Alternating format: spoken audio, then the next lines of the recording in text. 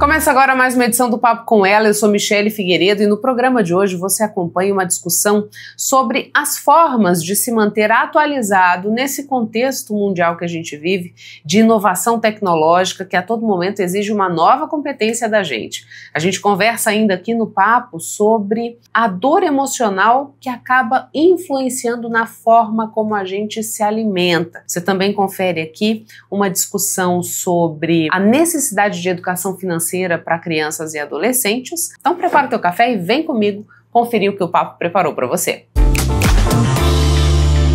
Aprender a aprender. Esse é visto como o principal desafio diante da evolução tecnológica que ocorre em ritmo acelerado no mundo. Para a gente entender essa cobrança imposta pelo novo arranjo vivido, é que recebo aqui no Papo com Ela o professor na UFMT, Universidade Federal de Mato Grosso, doutor em Ciências na área de Engenharia da Computação e mestre em Educação, Alexandre Martins dos Anjos. Professor, muito obrigada por aceitar o nosso convite para que a gente falasse um pouquinho do rumo que a educação toma nessa perspectiva que muito se fala que a gente vai precisar aprender a aprender. Né? A gente vivencia um contexto de inovação tecnológica numa velocidade bastante acentuada e sempre temos novidades no que diz respeito a diversos aspectos. Né? Como que fica o nosso comportamento para conseguir acompanhar todas essas novidades que chegam e não cair, por exemplo, numa falta de qualificação até para o mercado de trabalho? Uma pergunta bem complexa nos dias de hoje, né? Mas eu diria que existem várias dimensões quando a gente analisa uma pergunta dessa natureza. Primeiro, a gente precisa entender de qual ponto de vista a gente está tentando olhar, né? Hoje a gente tem, por exemplo, a instituição escola ou a instituição educacional, que é uma dimensão que precisa se readequar a esse contexto. Tem a dimensão do estudante ou daquela pessoa que busca aprender algo ao longo da vida, no seu dia a dia. E tem a dimensão também de quem ensina, que é muito preocupante, né? O professor nos dias de hoje, né? Então eu diria que nos dias de hoje nós temos uma evolução, aliás, nos últimos anos aconteceu uma evolução devido a esse desenvolvimento dessa sociedade, com a cultura digital. Isso já vinha antes da pandemia, mas acho que a pandemia levou isso, acelerou bastante também, né? Então eu diria que trabalhar nesse contexto de cultura digital é uma atividade que requer um olhar muito cuidadoso, porque ao mesmo tempo que a gente tem as promessas que vêm das tecnologias, as facilidades que se tem em vários tipos de recursos, vários tipos de tecnologias digitais, a gente também tem algumas armadilhas, né? Então eu diria que a gente precisa compreender o que essas tecnologias têm, o que elas podem nos trazer de evolução, de facilidades, mas ao mesmo tempo também a gente tem que ter essa visão crítica para saber qualificar, para fazer escolhas corretas, né?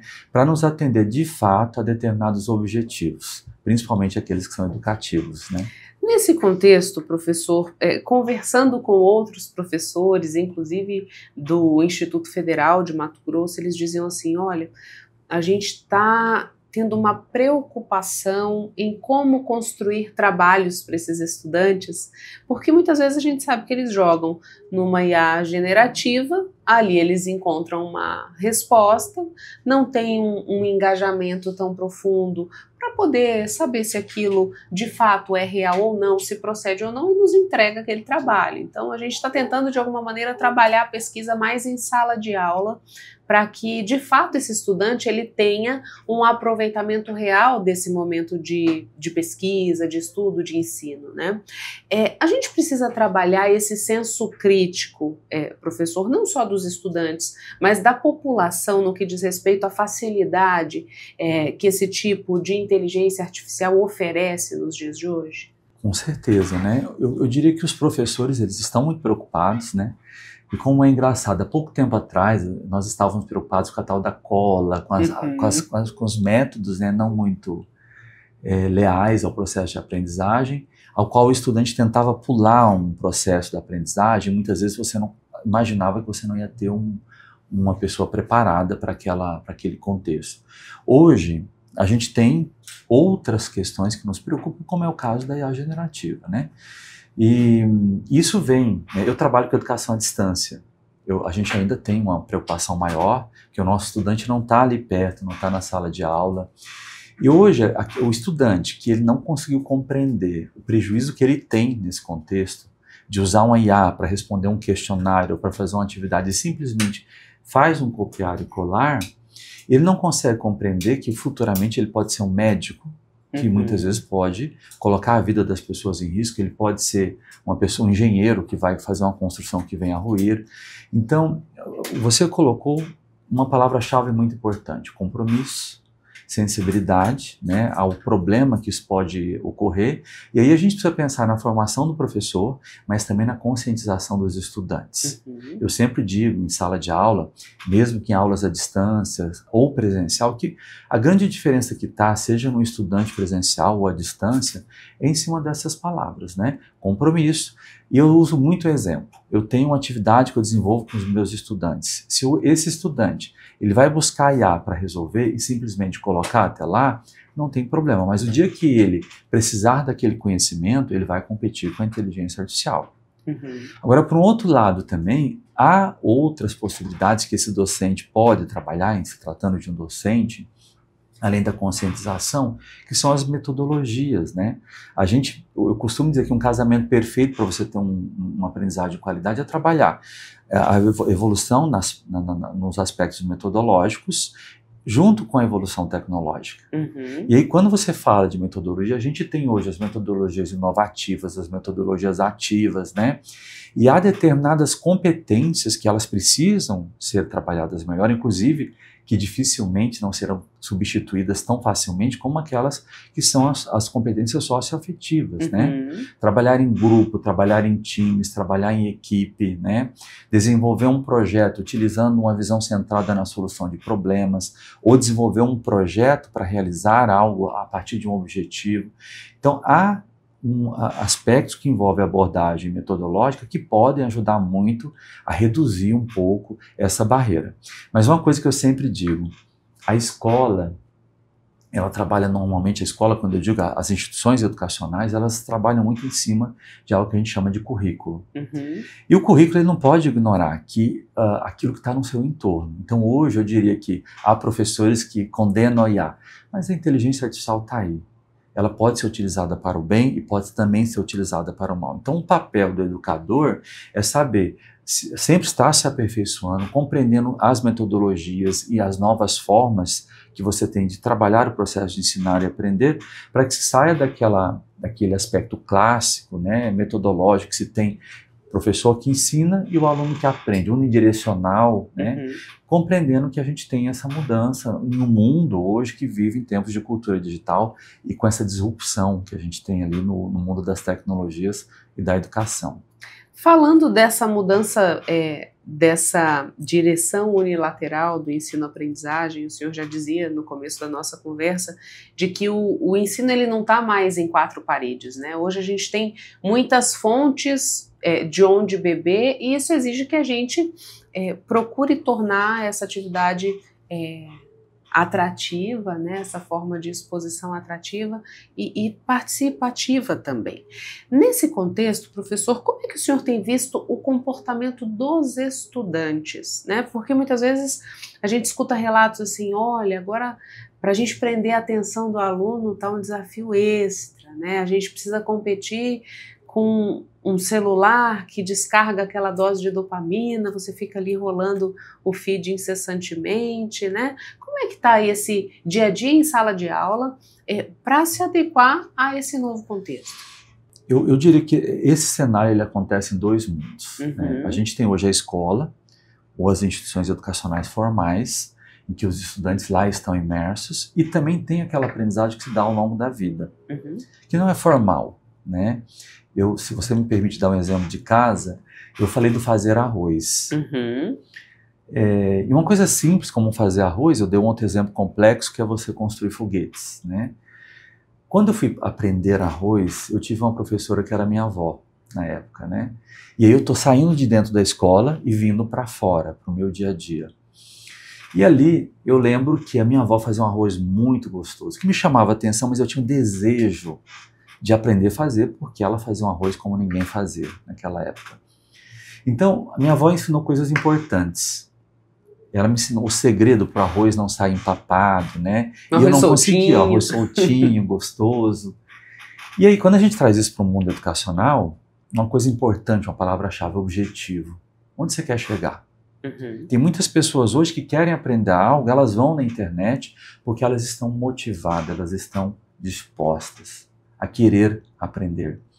E aí a gente tem um autor na área de educação que chama Ausubel, né? Ele dizia o seguinte, ele escreve uma obra que chama Aprendizagem Significativa, que tem que te dar sentido.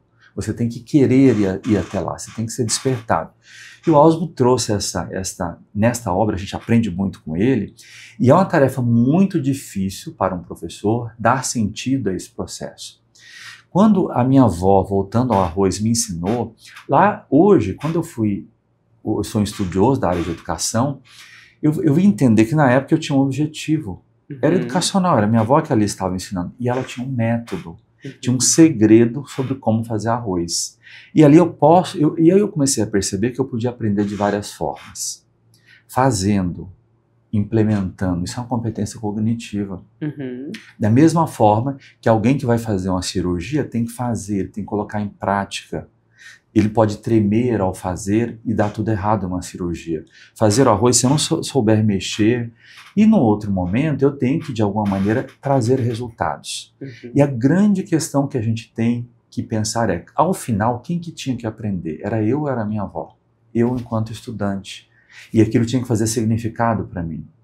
E aí, o que a gente vê nesse sentido? Que lá mais adiante, a partir desse primeiro princípio, da compreensão daquilo que eu tinha que ter um objetivo, que haviam determinados métodos e que eu tinha que chegar em algum lugar, os resultados, eu vi que outras pessoas aprenderam a fazer arroz, mas de maneira diferente. As pessoas têm diferentes estilos de aprender. Então a gente tem um outro autor, né, que chama Gardner, que ele fala de diferentes estilos de aprendizagem. Então, por exemplo, usando tecnologia, a gente pode aprender usando um vídeo de YouTube, né? Então, mas é um resumo disso. Então, as pessoas são diferentes no processo de ensinar e aprender. Ninguém aprende igual. E as tecnologias, elas vêm para nos abrir um leque com diferentes possibilidades. Então, saindo do fazer arroz e voltando aqui para dentro de uma sala de aula formal, o professor, nos dias de hoje, ele precisa entender essas coisas básicas, né? Nem todo professor entra numa sala de aula sendo professor. Às vezes eu tenho excelentes colegas que são excelentes técnicos, mas nunca tiveram uma formação no contexto educacional. E o mundo está em constante evolução. Então, esse despertar a vontade, esse despertar esse engajamento, ele é tão almejado por um professor quanto é por um artista que faz um livro, que faz uma obra e deseja que as pessoas tenham imersão. Então, um professor se realiza quando isso acontece. E para isso a gente precisa pensar um pouco na formação, no desenvolvimento de novas metodologias, né, para se trabalhar. Eu não vou falar amplamente de todas as possibilidades que existem, porque nós somos únicos. Cada um, o que a gente precisa compreender é que tem diversas formas para se desenvolver isso. Diferentemente de pensar, não, vamos cercear o acesso às tecnologias. Não é o caminho, né? Tá aí, como o senhor bem disse, está colocado, faz parte do dia a dia, precisa ser integrado de uma forma responsável. Agora, a gente fala do aprender a aprender por conta da velocidade das mudanças que se apresentam. Mas se a gente for rememorar o passado, a gente sempre precisa estar numa constante atualização, né, professor? Exatamente. O processo de aprender a aprender, mas eu diria, Michele, que nos dias atuais a gente tem alguns elementos diferentes. Antes você aprendia numa determinada velocidade. Nos dias de hoje, tem um outro autor, até recomendo quem quiser fazer a leitura, que é o George Siemens. Então, uma obra interessante. Ele trouxe uma abordagem nova que ele chama de conectivismo. O que muda desse antes para o agora? Nos últimos anos, nós começamos a cada vez mais estar imersos no mundo de cultura digital. Antes, o conhecimento, eu ia lá na biblioteca, eu tinha que buscar um livro. O conhecimento ele não era tão universalizado quanto é hoje, né? Ele não era para todos, né? Então, hoje, o conhecimento está onde? Ele está nas redes, ele está nas nuvens.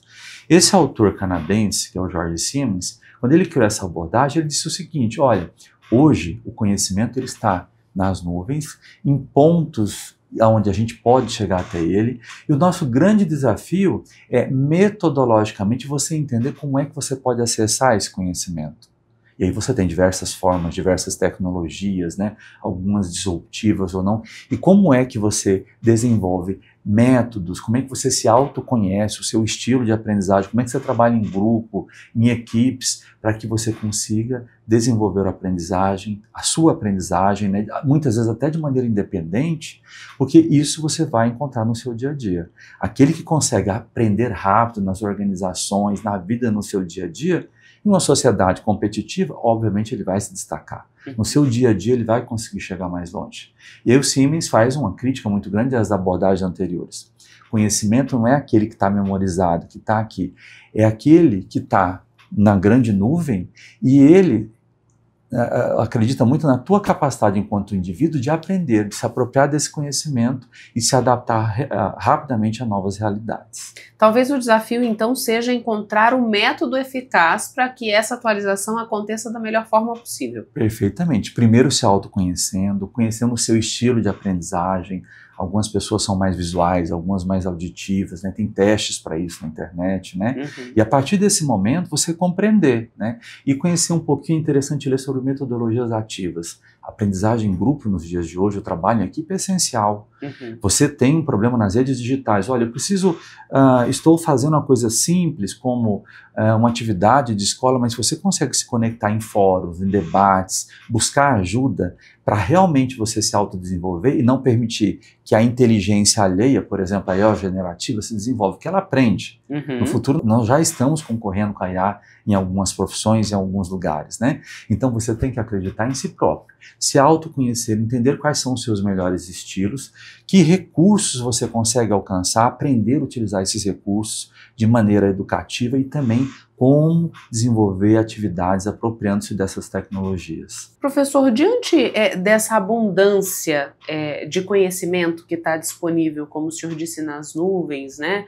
Hoje, com amplo acesso por toda a parte da população, como nos protegermos daquilo que não tem tanta credibilidade? Porque a gente sabe que a gente vive num universo que a desinformação está presente, que nós temos aí o advento das fake news, né? Então, como que a gente se comporta para ter certeza que aquela fonte que a gente vai beber, ela traz realmente uma informação que é correta? É uma pergunta necessária nos dias de hoje, né? É muito importante, quando a gente trabalha com materiais digitais, tem vários problemas, né? Como eu trabalho com uma disciplina que envolve sempre a introdução do aluno nesse campo educativo, há pouco tempo atrás a gente tinha um problema que eu diria que, comparando aos dias de hoje, ele era bastante simples, que eram os direitos autorais, né? A gente estava muito preocupado em buscar um livro, tirar cópia de parte, infringir ali alguma lei naquele sentido. Hoje, esse livro necessariamente não é o que se apropria em termos de conhecimento. A gente tem o digital. E com o poder das tecnologias digitais, esse conteúdo ele é transformado. Então a grande pergunta que a gente tem é, será que esse conteúdo digital que eu estou utilizando, primeiro, a autenticidade, ele é autêntico? Segundo, será que eu estou utilizando com a autorização do seu autor? De onde é que vem esse conteúdo, né? Então, a primeira dica que eu sempre dou para os meus alunos, se você estiver diante de um conteúdo, um texto, vídeo, seja lá qual ele for, e você não consegue checar a autenticidade, você não consegue ver a autoria, a primeira dica é não use. Em caso de dúvida, não use. Porque você utilizar uma informação que, infringindo um direito autoral, a gente vê muitas vezes pessoas que buscam... Eu vi agora um caso recente no mundo comercial mesmo, uma pessoa buscou na internet uma imagem, né, e ele utilizou em camisas, era com determinada prática desportiva. Do dia para a noite, veio lá com a multa de centenas de mil reais para se pagar pelo uso indevido daquela imagem. Isso pode acontecer no nosso dia a dia. Então, perguntas, eu posso se apropriar de algo sem conhecer a autoria? Então, a gente precisa entender que qualquer conteúdo, seja ele digital ou não, ele é passível de ter o problema da autoria, né? Então, sempre cheque a fonte, copyright, direitos reservados, né? E no mundo educativo, a gente tem uma coisa que a gente precisa começar a trabalhar, que é o licenciamento aberto. A gente tem um conceito que a gente pode falar em outro momento, que é de ciência aberta. Busque conhecimento aberto. A gente tem muito material que é recomendado pela Unesco, que é recomendado por várias entidades abertas, que são protegidos com um debate que a gente chama copyright. Você pode utilizar com algumas concessões de uso. Exemplo, eu tenho um texto que a Michelle pode utilizar, desde que ela referencie o autor anterior, e às vezes ela pode alterar e assim por diante. Então tente conhecer um pouco mais sobre aquilo que é direitos proprietários, aquilo que é direitos abertos, aquilo que é ciência aberta, e tente compreender sempre se aquele material ele vem de uma fonte segura, né? Outro problema que a gente tem é a veracidade da informação. Eu chego lá hoje no ChatGPT, consulto algo.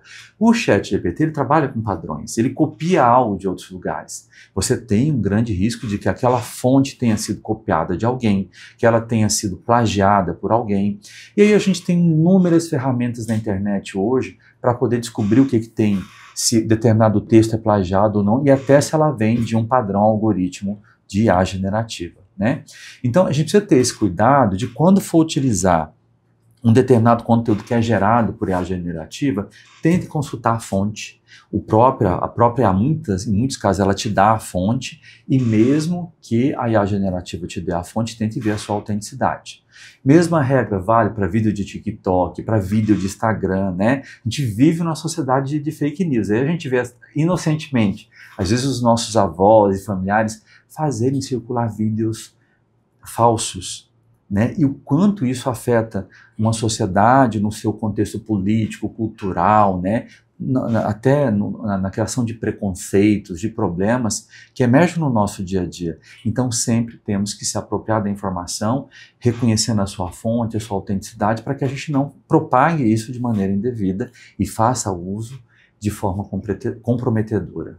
Muito obrigada pelas informações, professor. Eu que agradeço. Intervalo, a gente volta já.